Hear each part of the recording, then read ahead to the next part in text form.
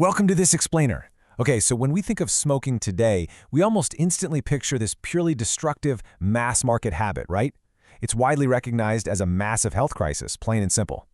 But what if we've been looking at the history of this whole behavior completely backward? Let's just dive right in, because the true origins of humans inhaling smoke are honestly far more fascinating and way more purposeful than you might ever imagine. So I want you to consider this question. What if smoking wasn't an addiction, but a prescription? Now, I know that sounds completely counterintuitive to our modern sensibilities, literally the exact opposite of what we're taught. But today, we are going to explore the deeply rooted medical and survival origins of inhaling smoke, pulling directly from the archaeological and historical record. So, the crucial point here is that we have to completely shift our paradigm to understand how early humans actually viewed this. Our modern view, for sure, defines smoking as a destructive, mass-market addiction. But for our ancient ancestors, it was the exact opposite. We're talking about a carefully calibrated healing practice. To really wrap our heads around how we got from point A to point B, we have to rewind the clock way back. Section 1. Accidental Origins. By fire, a million years in the making. You see, before anyone ever smoked on purpose, they inhaled smoke by unavoidable accident, just sitting around the campfire. Let's trace this incredibly deep timeline together. Picture this. 1 million years ago, at Wonderworks Cave in South Africa, our ancestor, Homo erectus, started using controlled fire. They huddled around these flames to cook and stay warm, and unavoidably breathed in smoke every single day. Fast forward to about 12,000 years ago, and we find a hearth in Utah containing concentrated wild tobacco seeds. And by 500 BC, we have definitive proof in the Pamir Mountains of Central Asia of ritual burials featuring wooden braziers loaded with high THC cannabis. But you might be wondering, why did humans eventually start doing this on purpose? Well, this brings us to a really fascinating concept called the intoxication hypothesis. Proposed by psychopharmacologist Ronald Siegel, this theory argues that the pursuit of altered consciousness is actually a fundamental biological drive, like right alongside hunger, thirst, and sex. And what's absolutely wild is that this drive is so deep, it isn't even exclusively human. Even Siberian reindeer actively seek out psychoactive mushrooms. So for early humans, getting accidentally intoxicated near a fire-burning psychoactive plants, that was likely a very pleasant accident that they eventually decided to recreate intentionally. Which brings us right back to this staggering number, 12,000. That is the age, in years, of the hearth discovered in the Great Salt Lake Desert in Utah, containing wild tobacco seeds. Now, these seeds didn't just accidentally blow into the fire. They were heavily concentrated, pointing directly to deliberate placement. This is just incredible proof of the deep, prehistoric roots of intentional smoke exposure in human history.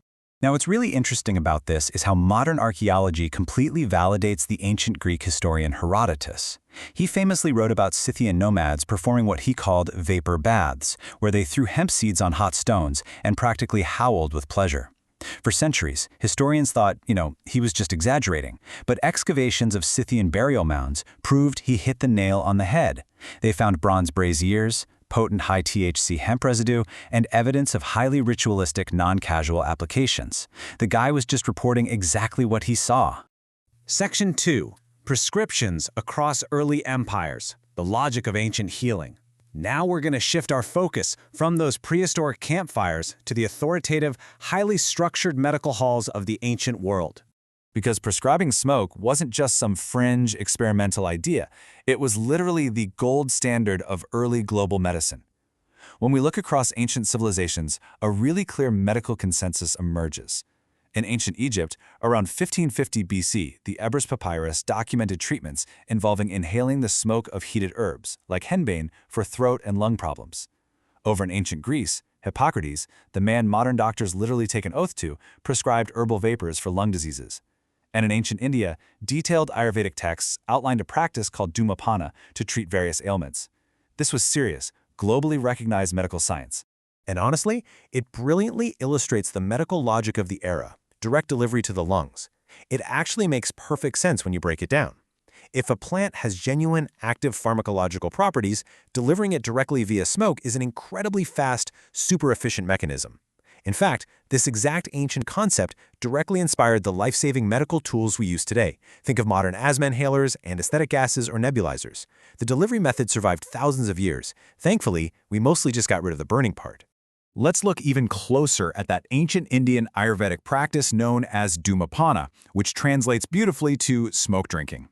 This really highlights the immense sophistication of ancient medicine. This was definitely not a bunch of people just casually experimenting. Dhumapana utilized specific medicinal herbs administered through specialized pipes for very specific conditions. It required detailed protocols and centuries of medical refinement to perfect. But beyond individual medicine, smoking also served a critical role in early human group survival. Engaging in these shared, altered state rituals deepens social bonding, synchronizes neural activity, and builds life-saving trust. In the incredibly dangerous, unforgiving environments of our evolutionary history, this was basically ancient social technology.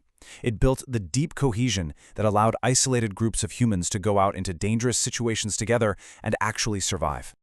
Section 3. From Medicine to Mass Market, the commercialization of a sacred plant. It's time to shift gears here and reflect on the historical disaster of removing these plants, specifically tobacco, from their sacred and medical contexts. Let's move to and see how this builds, tracking the rapid dismantling of a 1,000-year-old indigenous practice. Step 1.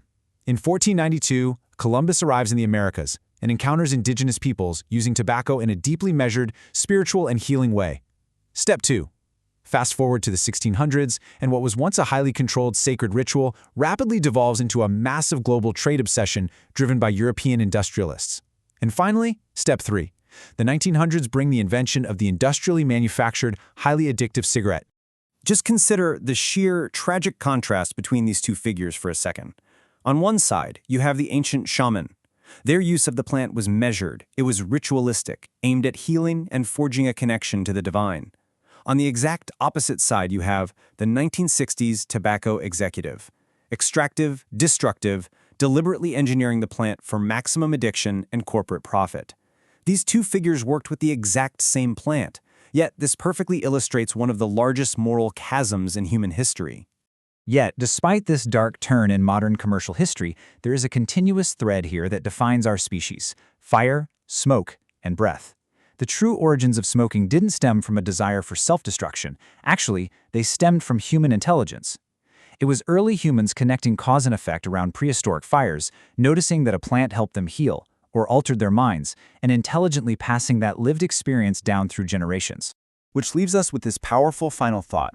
For all the things that separate modern humans from our ancestors, you're doing what humans have always done. You're breathing. So, the next time you smell wood smoke on a cold night or sit around a summer campfire, I invite you to reevaluate your connection to that history. You aren't just smelling a fire, you are participating in a fundamental human behavior that predates civilization itself. Thanks for joining me on this explainer, and keep staying curious out there.